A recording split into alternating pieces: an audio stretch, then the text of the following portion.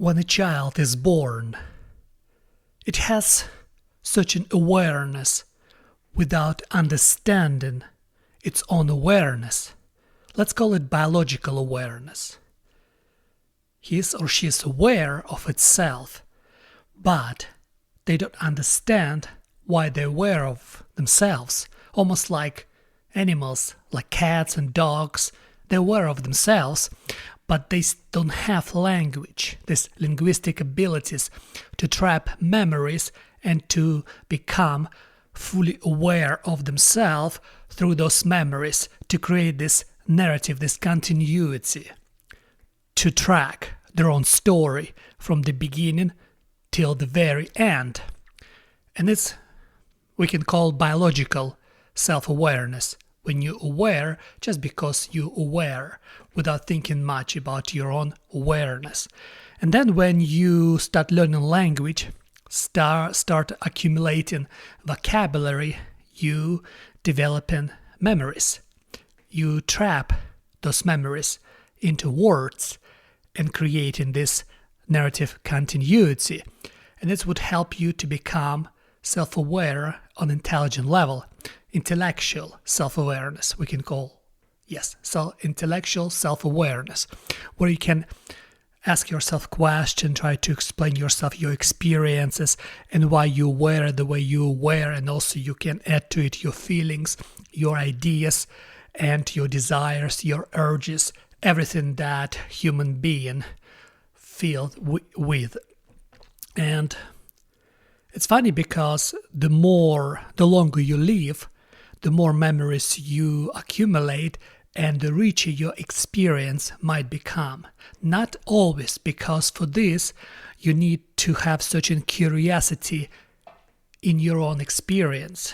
Because if you don't care about your own experience and always wanna analyze experience of others, or you always try to keep up with other people, you're in some sense preventing yourself from fully emerge into your own experience. That's, I think, another thing about spotlight in psychology. When people think that other people mind them, is when you really concentrate on how other people perceive you, you in some sense derive yourself from opportunity to understand fully your own personal experience, and therefore your life becomes more shallow because you follow other people's roads, other people's stories, and you unintentionally turn into an extra of other people's story. And the same happened to other people because they became an extra of somebody else's stories. And that's important thing to understand, because I remember myself, I always ask questions. I always know what's wrong with me and why I don't like about myself, what I don't like about my own habits. But it took me years to understand that I can change this. And first, to understand something, you need to be able to detect this something, to be worthy of your understanding. And for this, you need to have... I always thought that the bigger vocabulary you have, the more angle of certain problem you can discover, because you can approach to this idea or to this problem through unusual vocabulary, because you can describe these things from many sides. And that's why reading books are incredibly important, because real writers, sophisticated writers like Dostoevsky, for example, they give you sophisticated literature where you can think about characters and their behavior. And it's not always black and white, there's a bunch of gray areas in the middle. And it would help you develop critical thinking where you think. Because usually the most popular books, they're incredibly simple. And they always directed on human urges, on the most primitive human urges. And it doesn't give you much food for your thoughts. And when you think about yourself, it's kind of, I have this dualistic perspective about myself. There's a mind and a body. And the longer I live, the more I convince myself that it's the whole idea to be able to control your biology. Why? Because when you control your biology, you kind of understand more about yourself and about the world. Because what happens is, if you don't control your biology, and if you try to satisfy all your biological urges, in some sense, you narrow the tunnel of your world perception. You really see the world through a very narrow window. Because what you do, you absolutely occupied with this biological urges satisfaction. You see the world through satisfying your urges. You measure your life the way you satisfy your urges. And that can be the problem, because you're losing a lot out of your life, and you will never find meaning in satisfying your biology. There's something interesting about humanity and about us, because we're not only biological creatures. The problem is this intellectual self-awareness where you always try to figure out yourself. Because if we were like dogs and cats, we wouldn't have perception of time, and if we wouldn't have perception of time, we wouldn't have idea of death. And if we don't have idea of death, then what's the point to be concerned about meaning of life? If you don't know that you're gonna die, then you don't have to think about what is after life, and you don't have to have this fear to try to overcome this fear of your own demise that you try to overcome through such an intellectual and emotional projects that you try to accomplish during your lifetime. But the problem with us, we have notion of time, and we have notion of our own demise, and therefore we need meaning in our life, something more than only our biology. And that's why when you constantly busy yourself with your urges satisfaction, you in some sense become more shallow, because your window toward reality, your perception of reality becomes so narrow that the only thing you want is to satisfy your biological urges. And once you start controlling your body, once you understand this idea that real freedom is in restraint of your biology, then you become focused on things that matters, like something that more than biology, like your mind, your perception of reality. You see the world through your eyes, and the way you perceive the world is the way the world is for you. Your attitude toward this world, you're the one who color this world in the colors of your own perception. You're the one who give the world meaning for yourself. You're the one who try to find some ideas why this world the way it is. You're the one who shape your own world, because there's no one else can do this for you. You are the simulator of your own reality, of your own perception of the world.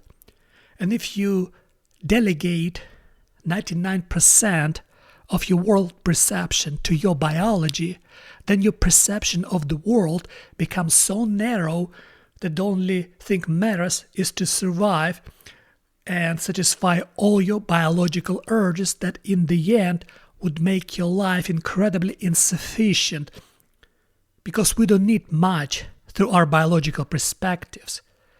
We just have to be comfortable and have enough food to survive.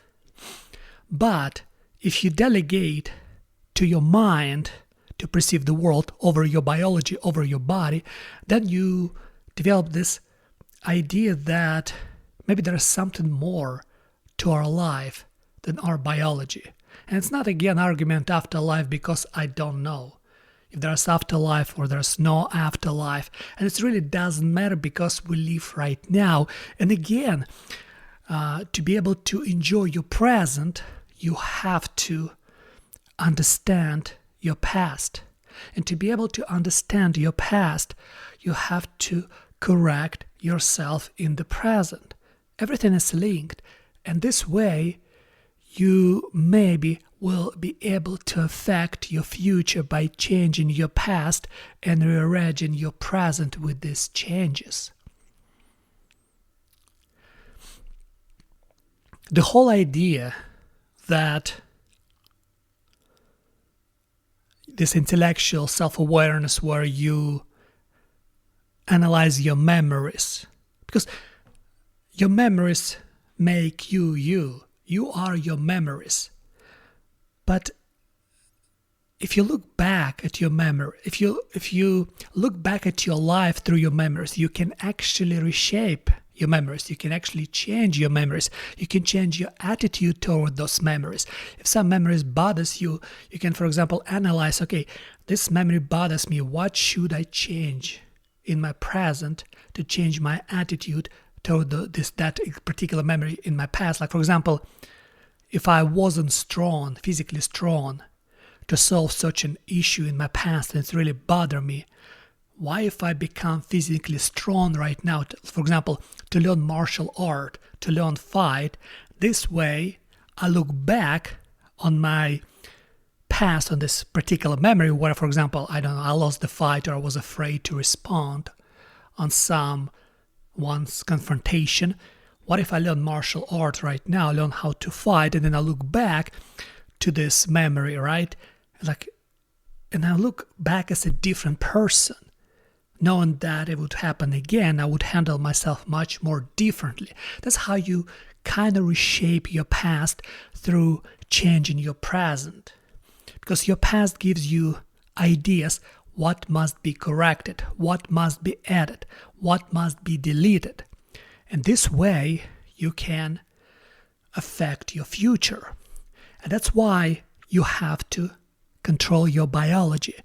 You have to challenge yourself constantly by learning new things, by taking risk. Comfort is the worst kind of thing for you. There's nothing worse than comfort, because you learn nothing in comfort but complete degradation of your body, and with degradation of your body comes weakness of your mind. There's nothing worse than comfortable times, because, as the saying goes, comfortable times make weak men. Weak men make hard time make hard man, and tough men make comfortable times. And this goes on. It's like a circle. And to be able to understand yourself is to be able to accept yourself first and say no to your own biology and just to define yourself, because you don't have to. Biology doesn't define you. Your biology doesn't define you. You can be in control of your biology. But for this, you have to place restraints and develop discipline over yourself. I think the most important thing in life is discipline. The most important thing in life to wake up every day and do the same thing again and again and again and again. It doesn't matter how you feel. It doesn't matter if you want this particular thing right now or you don't. If you put your mind and you think it's important, you keep doing it again and again and again and again, and the result will come. And I think there's nothing more important than discipline, because that's what makes us different.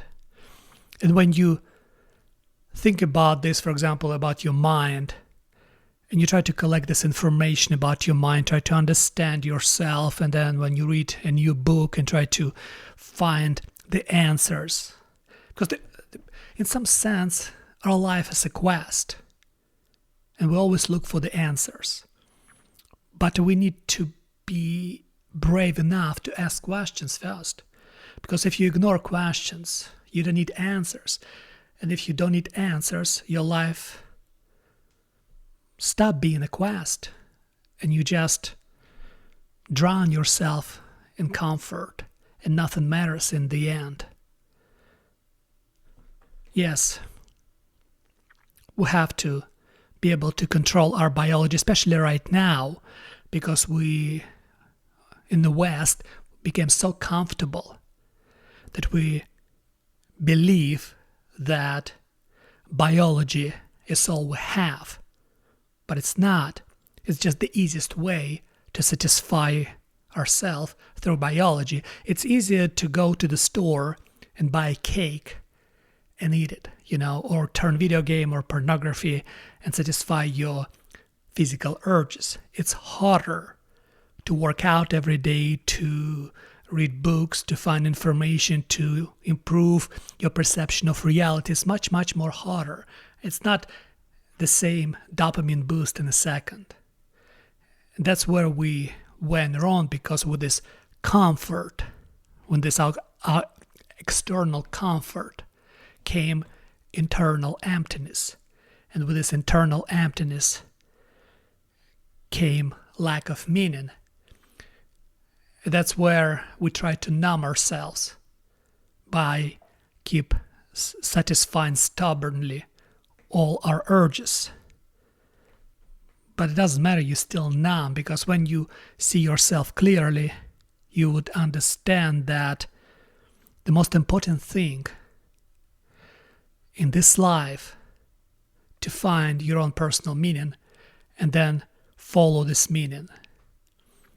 And only then you realize that it's like a story. You want a book that has such a meaning, that the characters in this book, they do something that worth doing. That's what we like. We like movies about people like this. We like books about people like this. And these movies, and all these movies, all these books, that's what they show you what we must be. And once you discover this meaning within yourself and start persistently follow after this meaning, learning this meaning and correcting your behavior constantly, then the meaning will come, the meaning would emerge. Because this question, what's the meaning of life? Your life is the meaning. You just have to learn how to perceive it the way that it will show you the meaning. And I think it's several levels in our lives, several layers in our lives. And you also always try to go on the next level. You push yourself from one level to the second level. It's like the game. Because you always have to find some hardship and try to correct it, try to fix it. That's how I think man should define meaning of life, through hardship. They find the problem and they try to fix this problem. They have to find every problem in their life and to fix all those problems. And of course, every day when you wake up in the morning, you have to make your bed. This way you in some sort arrange in your personal universe by making your bed and by keeping your apartment or your house clean, and the same with your car, by keeping it clean, by keeping an order inside your own universe.